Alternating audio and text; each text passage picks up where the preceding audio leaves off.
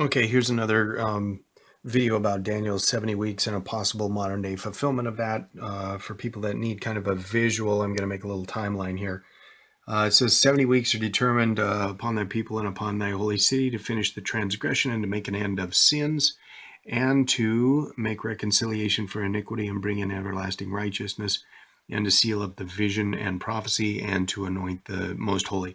So it says 70 weeks. That word weeks is actually sevens, which is typically translated weeks, but here it's prophetically translated weeks of years. And you can look up when this was fulfilled originally, which was at the birth of Christ. So it says, know therefore and understand that from the going forth of the commandment to restore and build Jerusalem unto Messiah the Prince shall be 7 weeks. So there's 7 and 62 weeks. 60 is like, remember Abraham Lincoln's speech where he says 70 years ago. Score means 20. So 62 weeks is 62 weeks. So we've got 7 weeks and 62 weeks. And then if you're keeping track, well, 7 weeks and 62 weeks is not 70 weeks. So there's another week in there. And they call that Daniel's last week. So, or Daniel's lost week or something like that. So I don't understand everything that they're talking about. But if you look at this in terms of a modern day fulfillment, then you say, well, when did the decree go out to rebuild and restore Jerusalem? Well, it hasn't gone out, but there has been a decree which said we're going to give land to the Jews to have their own land, and that happened November 29th, 1947. So let's go ahead. And if that is a modern day fulfillment of Daniel 9, then we should see something at 62 weeks, and we should see something 7 weeks after that, which would be 69 weeks, and then we should see something 1 week or 1 week after that. Week meaning year. So you can go to a date calendar. If you use the Gregorian calendar, you're not going to see it. If you use a Hebrew calendar, you'll notice that this is called 16 Kislev. So it's like 15 Kislev 5708. So if you go forward 70 years, then you should have 16 Kislev 57. My math is terrible. 70, something like that. So that was the 1 week before Obama received the Nobel Peace Prize. So let's look over here. It says 926, and after 62 weeks shall Messiah be cut off, for not for himself, and the people of the prince shall come. So I'm not sure how this fits into the modern fulfillment, but it's the next line verse. It says, and he shall confirm the covenant with many for 1 week. So if you're like, well, week means year, did somebody confirm a covenant for 1 year? No, but if you then translate week to mean 7 years, then it starts to make sense. So is it exact? No, but there's so many things that are lining up that it could be happening. So this right here, the Nobel Peace Prize,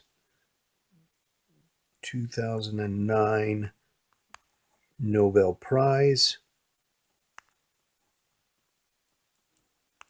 And that happened 62 years and 7 days. Okay.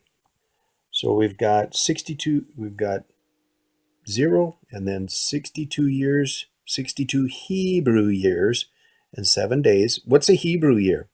360 days except for every, whatever, 9 years or something like that, they add another month in there.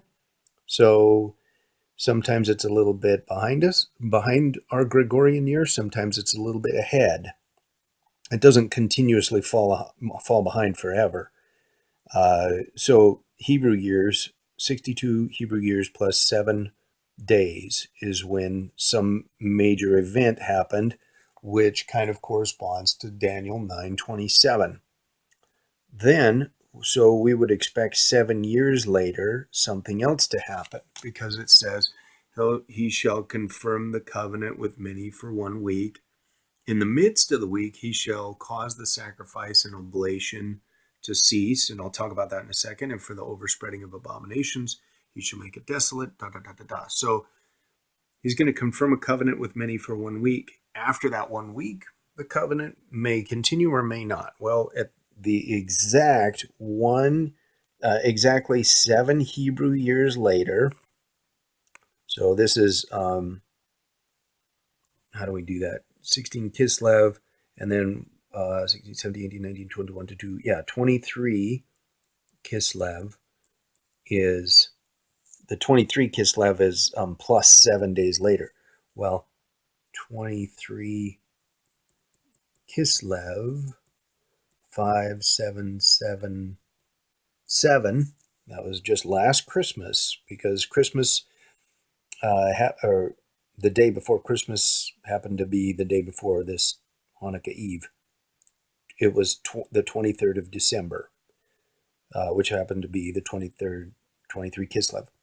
That is when the UN passed their resolution 2334, which basically said everything that Israel is doing is illegal.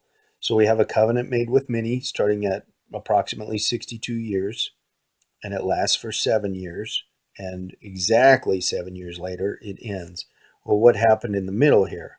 Well, thanks to Renee M. for keeping an eye out for things, we know that Obama stood in the sanctuary.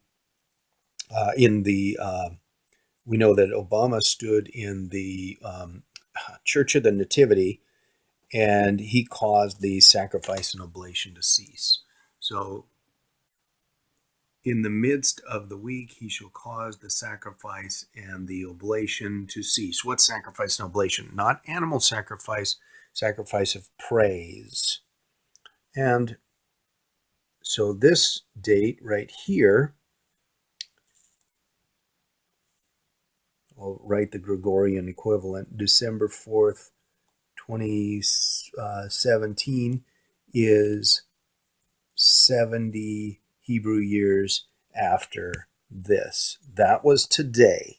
And today we had some major news because Trump did not sign a certain waiver.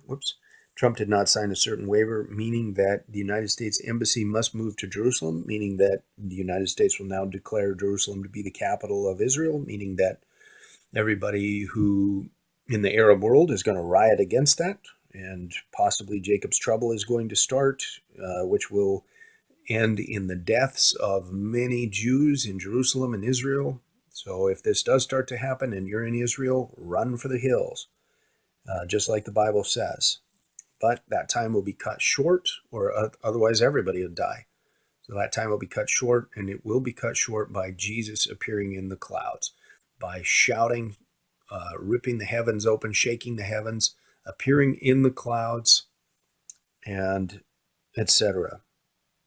So the plus 7 days is next week. December 12th, 2017. In 1 week, a lot of things could happen. If nothing happens on this day, then we're out of evidence. I'm out of evidence. I don't know of any other way that any modern prophecy would be fulfilled. And why is this Daniel 9 important anyway? Because if we go to Matthew 24, it says, when ye therefore shall see the abomination of desolation spoken of by the Daniel prophet stand in the holy place, then let them be which be in Judea flee into the mountains. Well, we've seen this happen in a limited sense, or I'm not exactly sure how it all happens, but this part has happened. In the midst of the week, you shall cause the sacrifice and oblation to cease. But I think this is the abomination of desolation to be. I think this was, I don't think this is this one. Okay. From the time that the daily sacrifice shall be taken away, and the abomination that maketh desolate set up. So we have not seen, I don't think we've seen this one yet. I think those are two different things, and I think we have not seen this one yet. And when that one happens, it's possible that all this Daniel 9 repeats again, that it's now a literal week, and in the middle of that literal week, that's when he takes the sacrifice away. If Jerusalem is declared to be the capital of Israel, they will probably do some animal sacrifices there, like over Hanukkah, something like that. I'm not certain, but I can see all that happening. So that's where this whole thing comes in. This is the Daniel 9 timeline as if it were fulfilled in a modern sense.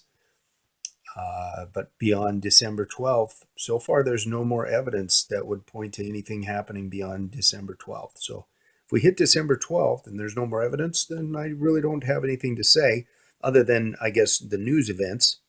The only thing we have to look at then is there an abomination of desolation set up today? Yes or no? Are there armies compassed around Jerusalem today? Yes or no? And we take it day by day then. Okay, thanks.